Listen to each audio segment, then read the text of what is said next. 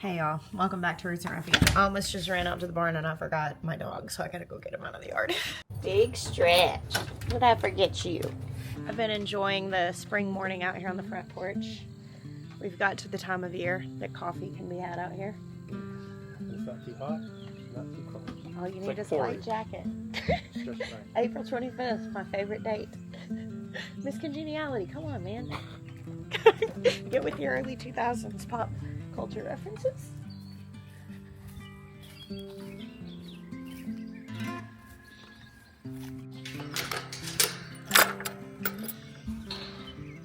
I'll be back, sir. Hello, cows.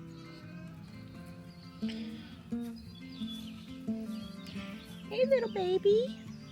Cutie. Socks.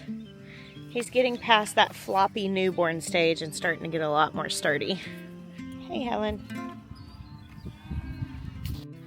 Christmas Carol is definitely sturdy.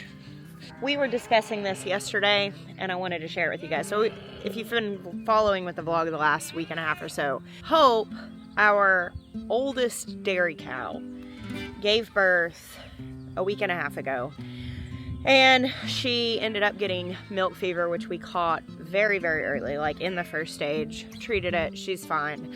We didn't do anything different than we normally do. So we kind of have a system in place for what we do to prevent milk fever. Now, we have not been giving the boluses for calcium or any sort of supplements preventatively, which we will now just to be cautious. But usually what we do is we figured out, we didn't isolate Hope when she had the calf. Normally what we do is we put a mama cow with her baby in a stall by herself just for a couple of days so that they can really like establish their relationship without any other cows interfering. What happened after Hope got milk fever is that Carol, the calf, which is not her calf, got essentially really bad diarrhea. And we put two and two together and realized we think Carol was actually nursing from Hope, and that's what put her into the place of being in milk fever. It was very surprising to us. I think that what happened was she was maybe like down and maybe starting to get it, or maybe on the edge, and it was making her just a little slower, because Hope usually will not nurse any other calves. Like even when we've tried to graft calf onto her, it didn't go well. So it surprised us, but when we figured that out, we were like, okay, so we definitely want to make sure that we're isolating moms. And we don't do that with our beef, and we've never had any sort of issue. But with the jerseys being in this small space, we just want to err on the side of caution, and we will continue to do the boluses. So, I don't know, learning experience, and I just want to share all the details with you guys so that you can also learn from the experience. Hello, goats. Good morning. Good morning. Good morning, goats. Hello. Josie girl, are you here for your cookies? Since I started milking in the barn, I went and just got some like horse treats from the feed store. And so I've now got the horses coming up every day whenever I'm milking. They come up morning and evening to get their cookies. I had to put my apron on over my skirt because I put the skirt on and realized it didn't have pockets. Like, who can even live like that? Hey! Sweetheart. Hey, boss. What's up? You ready for your cookie?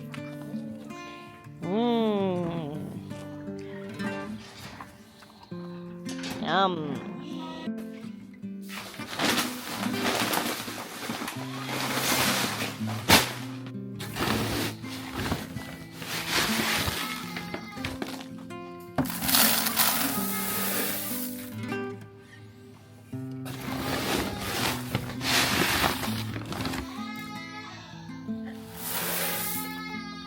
So we're about 6 weeks into having goats back on the farm again.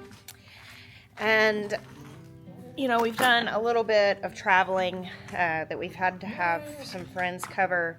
Jeremiah covered me and milked my goats while I was with my girlfriends this weekend up in North Carolina. And then the previous weekend when we took the kids camping on spring break with our like supper club friends, my friend Shauna and her daughter came and milked. You know, I've been milking daily for most of that 6 weeks. And it has been an adjustment to get back into the routine of daily milking. It's also been like really, really good for me. I love routine and structure. I just have a hard time creating it. And, you know, I hear people talk about dairy animals a lot. And of course, the first thing anybody says is it's a huge commitment. Because it's true, like the animal has to be milked. And you can work out once a day schedules, and you can calf share, kid share, or whatever, depending on what animal you're going to. But it's a huge commitment. I mean, you're committing to making sure that that animal gets milked no matter what by you or somebody else. But what I don't think gets talked about as much, maybe it is and I just missed it. Routine like that, like unnegotiable routines that absolutely must be kept. I personally think, I know that for myself, I thrive with having things like that in my life. Of course, there are lots of areas in life where that is the case, you know, when you have children or, you know, you have different work schedules or different things. There are lots of unnegotiable obligations and people have them, but with the homesteading life, there is so much freedom in your time in a lot of ways, but on the other hand, so many things that you have to do no matter what, but there's no boss telling you to be there. Like if you're going to start a garden or you're going to raise animals and you're going to do all those things, and say you want to do like regenerative practices, you want to pasture raise your birds, and you have to move that fence every couple of days, and it's a big pain in the butt. You can back off the obligation, be like, I'll wait a few extra days, they'll be fine. There are a lot of things on the homestead that are like that, where there's wiggle room. There is no wiggle room with a dairy animal. I mean, aside from kind of wiggling with your calf sharing and kid sharing, maybe, but even still, it's not a lot. And while that is a huge commitment, to be sure, there's also a great benefit in it, because it literally just orders and structures your days. There's something to be said for an unmovable routine, and how I think it's very settling for us. I have this little tiny milk pail that I think this was given to me when years ago. I mean, like when I had my first goats a long time ago, a friend of mine had Nigerian dwarves and got out of them, and she gave me this little milk pail, and it was always too small to actually hold the milk for the size goats I'm milking, but I've been using it for my washing up pail, and it works really well for that.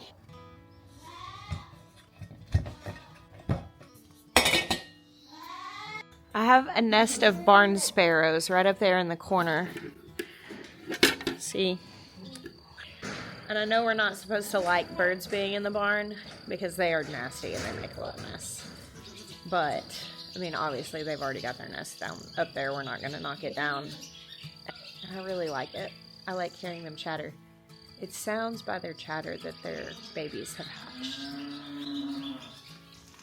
So I've joked before that whenever I need to get a lot of work done in the kitchen or even on the farm, I put an apron on, and it's like my Clark Kent to Superman moment. It's actually like a mental trick. I put the apron on to kind of like signal to myself like, hey, it's time to get work done. But I joke that it's when I become Superman or super homesteader. It really is great. Now, aprons are obviously very practical because it's like today, whenever I don't have pockets, now I do, but there is like this mental thing that happens where you're just like, I'm showing up, I'm going to do the work, I'm going to get this stuff done. If you do not have an apron, I highly suggest one. It doesn't have to be fancy. I got this apron at I got it at a garage sale. I don't know, I love a little waist apron because I can put it over jeans or skirt or whatever, you know, it doesn't matter, and it just gives me pockets. That's really the main thing. I'm not wearing these to necessarily super protect my clothes, though it's nice to have a place to wipe my hands because otherwise I'll just wipe them on my pants. But that it gives me pockets and I can hold all my things. And I feel like a super homesteader. All right, Whit.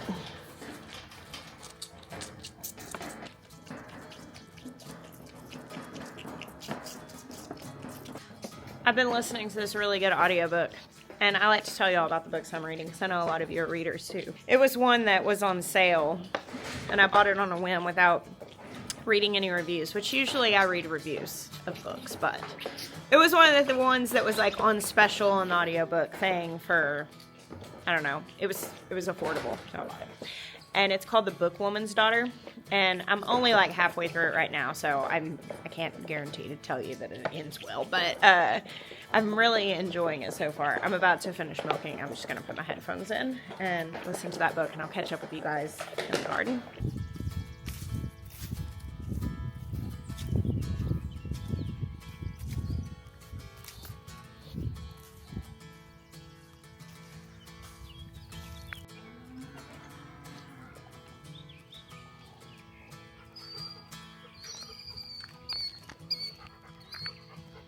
My little buddy. Oh, he's chasing the birds. So we've had a lot of movement on getting our house started this last week. I'm learning that the name of the game is hurry up and wait. And I've gathered that lesson greatly over the last few years of lots of projects and construction. Everything is in line. We have all of the appraisal and the comparables and all the different things that you have to get together. It's all good now, and like as of this morning I was getting multiple emails, and like we're getting ready to sign the dotted line, and then we're hitting the ground running. So very exciting. We're like right at the point of progress that you can see with your eyes. I mean, there's been obviously tons of progress, and there are a lot of things that are on the front end of building a house that we've already done. Like we already have a well, like we already have our septic permits and part of that system done for this house. So it's good. Like I don't feel behind, but I'm very glad that we're getting to the point of being able to see what we're doing. Oh, I want to show you guys a quick look at the garden. It is really beautiful today. It's one of those overcast days that feels amazing, and very well may rain, but it doesn't say it's going to rain, so it may just be the perfect day to be out in the garden. These are all the peas that I sowed, and they got a little damaged by the frost, so I wasn't sure what they were going to do, but I think I am actually going to get a good bit of harvest off of these. I happened to go plant shopping a little bit the other day, so I have lots of plants here. This is what I'm going to be doing today. And I got tagged in this so many times. Yes, I did order one. It's the pink green stalk. I'm a sucker for pink. What can I say? How cute is this? I may work on green stalks today. I'm not really sure. I've got 3 that I need to refresh 1 and set up 2. I've got my dwarf tomatoes. I have more bare root strawberries that I need to put in. I'm going to have a lot of strawberries and green stalks. I guess at this point I've got 3 fully planted with strawberries, and I'm probably going to plant 2 of these with strawberries. But my kids go through them, and it's one of those things that I can't have too much of, because if I have a bunch of, I'll just make jam. And so I really like them. We do have slugs here because even though it's very hot, we do get a good deal of rain. And I have a bunch of strawberry plants in the ground, and I'm thinking I may move some of them to the green stalks, because by the time the strawberries are ripe and I get to them, I would say at least half the time they're damaged. And I'm losing out on a lot of food. So they're never damaged really whenever they're in the green stalk, because they're up off the ground.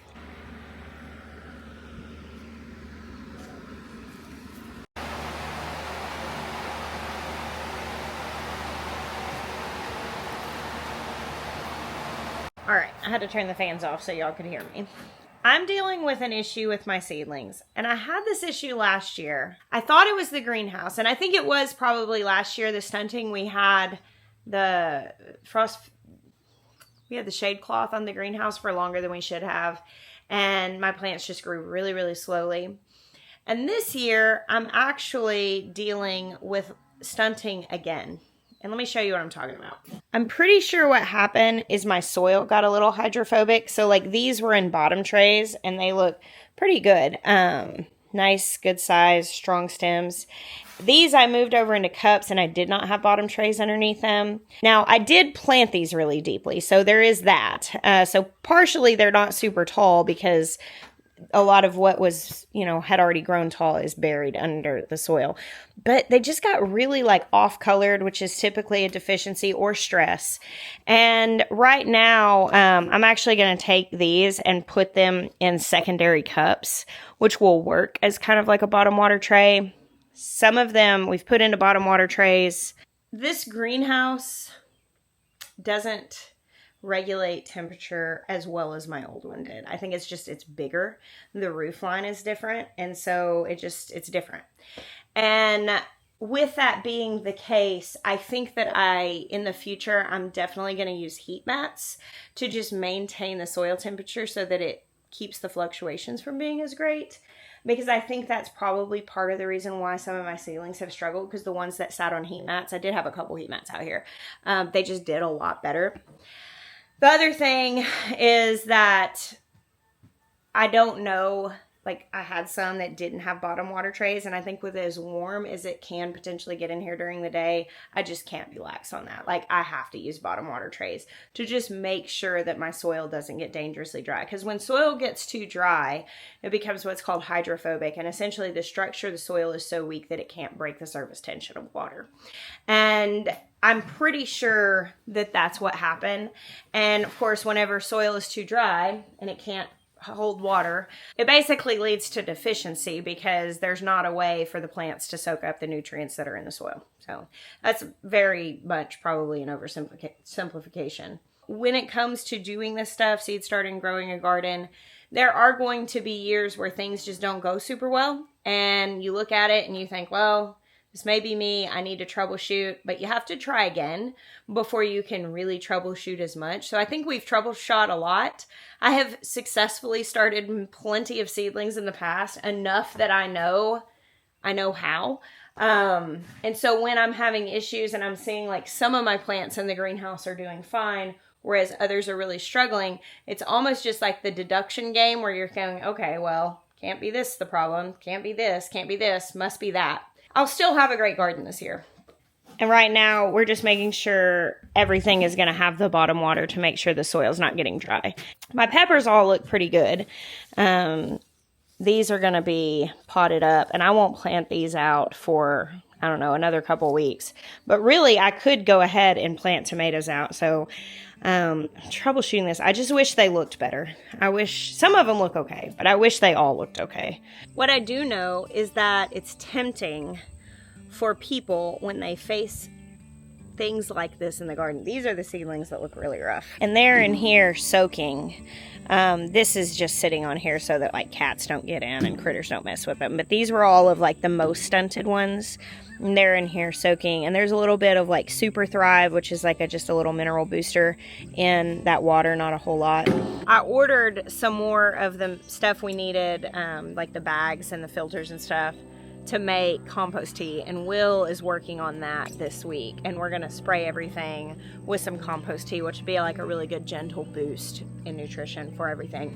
Anyway, what I was saying, it's very tempting for people who haven't gardened for a long time when they have things like this go wrong, especially if they go wrong twice. Like this is my second year to deal with issues with my seedlings. And I have, by the logic of deduction, like troubleshot and address so many different things. And it's not as bad as it was last year, but I'm definitely still having an issue. So that kind of gives me a general idea of where to correct next.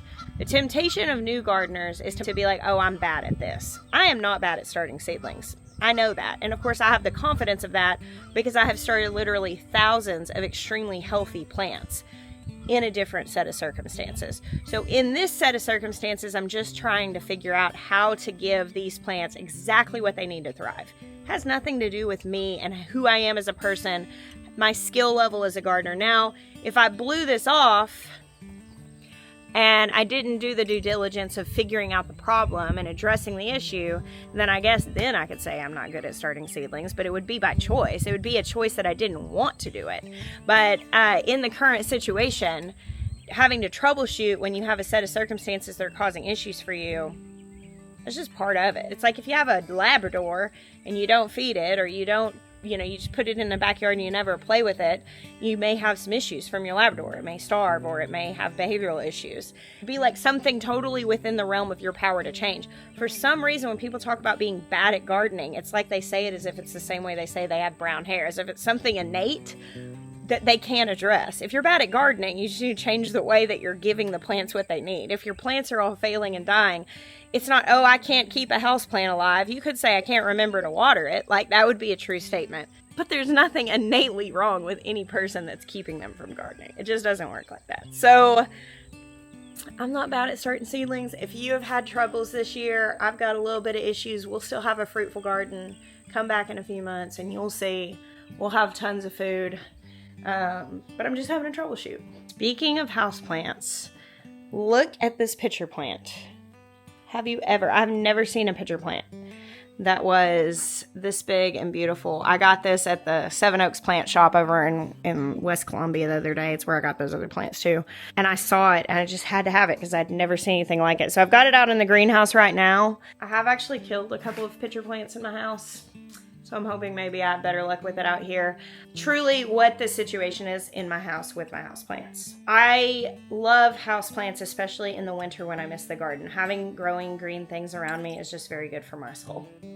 However, as soon as it's warm enough to be outside, I am outside. I drink my coffee outside in the morning. I want to be outside from the earliest point in the day to the latest point in the evening. I have cooked dinner on the Blackstone literally every evening this week.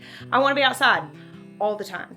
And so, whenever I'm really just spending time in my house, like I edit my videos outside, we try to eat meals outside as much as we can. And so I go inside to lay down or to, to rest. And the houseplants, bless them. The only thing that has really survived me more than one season and survived my negligence, I'll just state it for what it is, that happens during the spring and summer months when I'm outside, is monsteras and pothos. Like those are literally like all of my houseplants, and snake plants. The very easy ones, like the insanely forgiving ones. Those are the ones that I still have. I think I have a Hoya. I have a few. Like truly, if you come to my house and you take inventory of the houseplants, that pretty much makes up the list of the most resilient houseplants that are known to mankind. Because if they have survived more than one season with me, and some of the ones I've had for years, but it's because they can put on their big boy pants during spring and summer and just suck it up and live through my neglect. And that is why this beautiful houseplant that I just had to have is out here, because it has its best chances of survival. In my experience, pitcher plants they're not finicky. They're just not a monstera. They're just not a pothos. They're just not willing to just go long periods of drought without having issues. So I put it out here. Hopefully we will have our best chances of success out here. I'm not bad at houseplants. I'm just not gonna say it's just not my priority. See, we have to own our choices and what we do and prioritize instead of pretend like it's happening to us. And just adjust. Get houseplants that aren't fussy. And if you get a fuzzy one, put it out where you'll see it. You know what I can take good care of? Dogs. Is that right, baby? I'm good at taking care of dogs. And boys, too. All right, y'all. I am actually going to do a little bit of work. And then I'm going to go get my other camera. I'm going to go grab my other camera. And I'll see you on the next video. I bless you. Until next time.